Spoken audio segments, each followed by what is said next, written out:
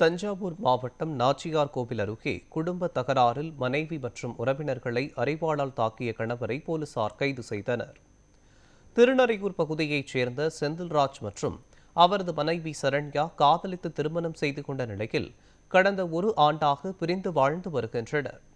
இந்த நிலையில் இரவு குடிபோதையில் மாமியார் வீட்டிற்கு வந்த செந்தில்ராஜ் மனைவி சரண்யாவை அரிவாளால் தாக்கியதாக தெரிகிறது.